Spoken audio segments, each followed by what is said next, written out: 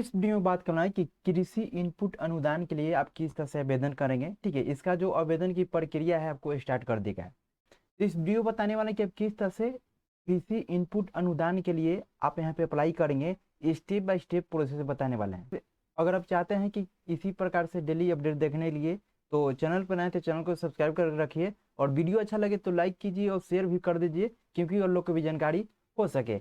यहाँ पर देखें तो ऑफिशियली सूचना आपको जारी कर दिया गया है। ठीक है, यहाँ पर देखिए देखने के मिला है, ठीक है, कि बिहार सरकार कृषि विभाग के द्वारा पे किया गया है किसान भाइयों एवं बहनों के लिए आवश्यक सूचना। ठीक है, यहाँ पर देखिए बताया कि कृषि इनपुट अनुदान योजना के तहत आवेदन का अवसर यहाँ पे जानकारी दिया गया है। ठीक है, यहाँ पर देखेंगे तो 6 अक्टूबर से ही डेट से आपको फॉर्म जो है भरना स्टार्ट हो गया है। ठीक है, यहाँ पे लिखा कि 6 अक्टूबर 2024 से आवेदन प्रारंभ। ठीक है, यानी आवेदन जो है आपको चालू हो गया है। यहाँ पर लिखा है कि दिसंबर 2024 में हुई वर्षापात से गंगा तथा अन्य नदियों के जल स्तर में वृद्धि के फलस्वरूप बाढ़ से क्षतिग्रस्त खरीफ फसलों के लिए कृषि इनपुट अनुदान योजना के कारण अन्य नदियों से या वर्षा से, ठीक है, तो ये सभी कारणों से जो क्षति जो हुए हैं आपको फॉर्म जो है भरा जा रहा है। ठीक है, यहाँ पे नीचे आएंगे और भी यहाँ पर देखिए नीचे आपको विस्तार से बताया गया है। ठीक है, यहाँ पर देखें तो लिखा गया है कि बाढ़ से प्रभावित पंचायतों के वैसे किसान परिवार जिनकी फसल का नुकसान हुआ है वे ऑनलाइन आवेदन कर कृषि इनपुट अनुदान योजना का लाभ ले सकते हैं। ठीक है, तो यहाँ पे बताया कि बाढ़ से प्रभावित पंचायतों या वैसे किसानों के लिए जिनकी फसल जो नुकसान हुआ है, यानी फसल क्षति हुआ है, ठीक है, तो उसके लिए यहाँ पर ऑनलाइन के आवेदन तो उसके लिए ऑनलाइन के आवेदन किया जा रहा है कृषि इनपुट अनुदान के लिए, और इसका आप लोग लाभ ले सकते हैं।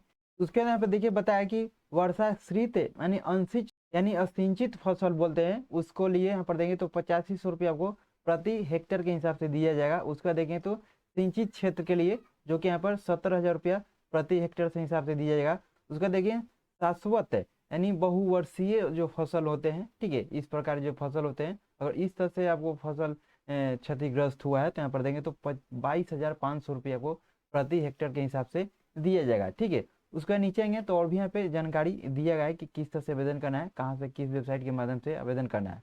यहाँ में जैसे बताया गया है कि कृषि विभाग बिहार इतना के वेबसाइट पर है ना, और दिए गए लिंक पर क्लिक करके आप यहाँ से आवेदन कर सकते हैं। और यहाँ पे आपको आवेदन करते समय जो भी आपका पंजीकृत संख्या है यानी किसान रजिस्ट्रेशन हमारे 13 अंकों का, वो आपको उपयोग करके यहाँ पे भर सकते हैं। तो चलिए इसमें बात करते हैं कि आप इस किस तरह से आवेदन करेंगे। ठीक है, स्टेप बाय स्टेप बताने वाले हैं। सबसे पहले इसका वेबसाइट पे चलेंगे डीबीटी का dbtagriculture.bihar.gov.in पर। ठीक है, इस वेबसाइट पे चलेंगे। वेबसाइट पे आने के बाद आपको यहाँ पर ऑप्शन मिलेगा। ठीक है, एक आपको ऑप्शन यहाँ पर देखने के मिला होगा ऑनलाइन, ठीक है, सेवाएं। ठीक है, जो ऑनलाइन सेवाएं है ये वाला ऑप्शन पे क्लिक कर देंगे। इस पर जैसे क्लिक कीजिएगा या क्लिक भी नहीं कीजिएगा तो जैसे कर्सर आप ले जाएगा माउस पॉइंटर, ठीक है, तो आपको नीचे में आपको ऑटोमेटिक यहाँ पे जो आपका इसका जो चार्ट है खुल जाएगा, और यहाँ पे नीचे आपको देखने के मिलेगा कृषि इनपुट अनुदान 2024-25, इस पर क्लिक कर देंगे। इस पर जैसे क्लिक कीजिएगा तो फिर से आपको अगला पेज यहाँ पे खुलेगा आवेदन करने के लिए। ठीक है, तो आपका इस प्रकार से खुलेगा। यहाँ पर जैसे ऊपर लिख रहा है कि कृषि इनपुट अनुदान योजना 2024-25, यहाँ पर लिखा है ऊपर में देखिए एक लाइन और भी यहाँ पे जोड़ दिया गया है। जैसे बताया कि वर्ष 2024-25 के खरीफ मौसम के सितंबर माह में प्रथम चरण के वर्षापात से गंगा, कोसी तथा अन्य नदियों के जल स्तर में वृद्धि तथा पड़ोसी राज्यों एवं नेपाल में हुई अतिवृष्टि से उत्पन्न बाढ़ जैसी स्थिति के कारण अनुदान के लिए यहाँ पर आवेदन किया जा। यहाँ पर देखिए पंजीकरण संख्या मांगा जा रहा है। ठीक है, तो पंजीकरण संख्या डालने से पहले पर नीचे आपको देखें तो गाइडलाइन आपको दिया गया है। ठीक है, ये गाइडलाइन को आपको फॉलो करना होगा सबसे पहले आवेदन करने से पहले। यहाँ पे सारा बातों के यहाँ पे आपको चेकआउट करना होगा। ठीक है, यहाँ पर देखिए ऊपर में लिखा है किसान परिवार के आवेदक को आवेदन देने के लिए OTP उनके पंजीकृत मोबाइल पर भेजा जाएगा, जो आवेदन के लिए आवश्यक एवं गोपनीय है।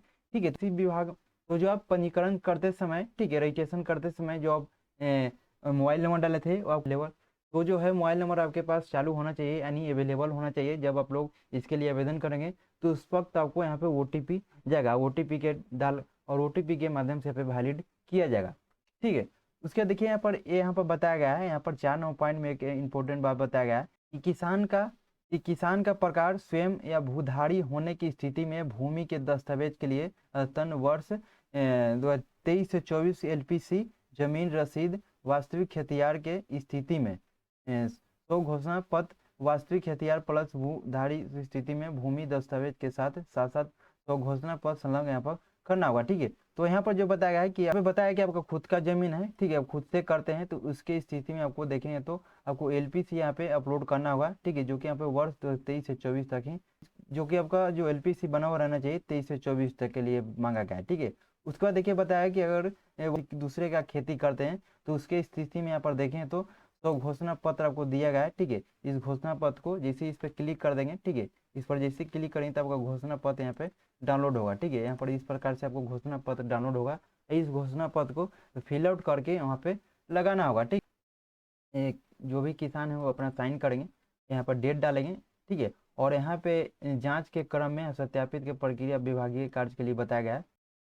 और यहाँ पे कृषि समन्वयक से आपको हस्ताक्षर कराना होगा। उसके बाद यहाँ पे जनप्रतिनिधि से आपको कराना होगा। जनप्रतिनिधि माने कि मुखिया हो गए, सरपंच हो गए, वार्ड सदस्य, ये सभी किसी एक से आप साइन करवा लेंगे। ठीक ठीक है, तो अभी इस प्रकार से फॉर्म को फिल आउट करके और यहाँ पे आपको अपलोड यहाँ पे करना होगा। ठीक है,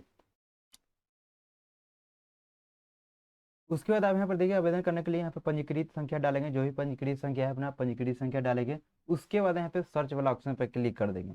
सर्च वाला ऑप्शन पर जैसे क्लिक कीजिएगा तो फिर से आपका इस तरह से आपको यहाँ पर देखेंगे तो मैसेज देगा और यहाँ पे पूछा, और यहाँ पर जो आपको बताया कि आपका एनपीसीआई से लिंक जो होना चाहिए, आपका जो खाता है आपका एनपीसीआई से लिंक होना चाहिए, आपको बातों के यहाँ पे बताया गया है। ठीक है, उसके बाद यहाँ पे होकर कर देंगे।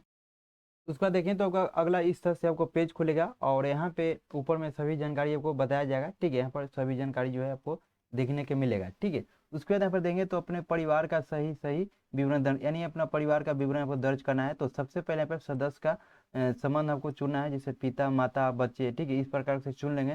जैसे पिता चूज किए तो पिता। अब उसके बाद देखिए जीवित या मृत्यु के बारे में बताना है तो अपने अकॉर्डिंग यहाँ पे चूज कर लेंगे। उसके बाद जो पिता चूज किए हैं तो पिता के आधार नंबर यहाँ पे फिल आउट करेंगे। उसके बाद आधार के अनुसार यहाँ पे नाम लिखेंगे। उसके बाद देखिए डेट ऑफ बर्थ आपको चूज करना है, जो कि कैलेंडर के माध्यम से आपको चूज करना है। जो भी आपका आधार कार्ड पर जो भी आपका आधार कार्ड पर डेट ऑफ बर्थ है वो अपने अकॉर्डिंग यहाँ पे चूज कर लेंगे। ठीक है, उसके बाद नीचे आएंगे तो उसका देखिए किसान का प्रकार भूमि का विवरण आपको देना है। ठीक है, तो यहाँ पर देखिए खेती देंगे तो खेती करने योग्य कुल जमीन का विवरण बताना, जो कि जमीन का जो विवरण बताएंगे आप डिसमिल में बताएंगे। ठीक है, जैसे 200 डिसमिल 300 डिसमिल। ठीक है, अपने अकॉर्डिंग यहाँ पे बताएंगे। उसके किसान का प्रकार किस प्रकार से आप किसान है। ठीक है, जैसे अपना खुद का जमीन करते हैं या किसी दूसरे का जमीन लेकर करते हैं। ठीक है, तो यहाँ पर आपको चूज करना होगा। उसके बाद देखिए क्षतिग्रस्त होने के कारण यहाँ पे बताना होगा। उसके बाद नीचे आ जाएंगे, आपका खेती करने के भूमि का विवरण यहाँ पे बताना होगा। ठीक है, जैसे किसान का प्रकार और यहाँ पे आ जाएगा। उसके बाद फसल के नामों को बताना होगा, जमीन का प्रकार यहाँ पे बताना होगा। ठीक है, क्षति का कारण यहाँ पे देंगे तो यहाँ पर बताना होगा। उसके बाद देखिए थाना नंबर बताएंगे, खाता संख्या बताएंगे, खेसरा नंबर बताएंगे। यहाँ पे लगाए गए फसल का भूमि का कुल रकबा यहाँ पे आपको। उसमें देखिए बगल का किसान का नाम को बताना होगा, पहला किसान और दूसरा किसान का नाम यहाँ पे फिल आउट करना होगा। ठीक है, और अभी यहाँ पे जानकारी देना है तो न्यू वाला ऐड वाला ऑप्शन पर क्लिक करके यहाँ पे ऐड कर सकते हैं।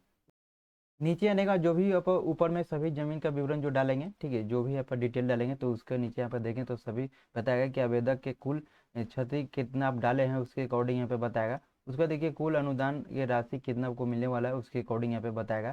ठीक है, और उसका नीचे आएंगे और यहाँ पे जो शपथ पत्र आपको के लिए यहाँ पर टिक करना होगा। तीनों को यहाँ पे इस तरह से टिक कर देंगे। ठीक है, यहाँ पर टिक करने के बाद यहाँ पे गेट ओटीपी वाला ऑप्शन पर क्लिक, उसके बाद देखिए कैप्चा डालेंगे। कैप्चा डालने के बाद यहाँ पे गेट ओटीपी वाला ऑप्शन पर क्लिक कर देंगे। ठीक है, गेट ओटीपी वाला ऑप्शन पर जैसे क्लिक कीजिए तब आपका जो मोबाइल पर आपका जो है ना, जो भी किसान पंजीकरण में मोबाइल नंबर डाले थे वही मोबाइल पर आपका ओटीपी जाएगा और ओटीपी डाल के यहाँ पे वैलिड करेंगे। वैलिड करने के बाद आपको नीचे आएंगे। नीचे आने के बाद यहाँ पर देखिए डॉक्यूमेंट अपलोड करना है। ठीक है, जो कि शुरू में ही बता दिए थे कि डॉक्यूमेंट क्या क्या लगने वाला है। ठीक है, जैसे कि ऊपर में आपका क्लियर लिखा गया है कि ठीक है 300 KB तक पीडीएफ फॉर्मेट में अपलोड करना है। जैसे कि आप किसी दूसरे का खेती करना है तो उस वक्त तो घोषणा पत्र जो है ना भर के यहाँ पे अपलोड करना है। ठीक है, अगर खुद का जमीन है और खुद का करते हैं तो यहाँ पे आपको एलपीसी वगैरह यहाँ पे अपलोड करना होगा। ठीक है, यहाँ पे अपलोड वाला ऑप्शन पे क्लिक करके जो भी डॉक्यूमेंट अपलोड कर लेंगे उसके बाद यहाँ पे सबमिट वाला ऑप्शन पे क्लिक कर देंगे। सबमिट वाला ऑप्शन पर जैसे क्लिक कीजिए तो आपका जो कृषि इनपुट अनुदान के लिए योजना के लिए जो फॉर्म है आपका सबमिट यहाँ पे होता है।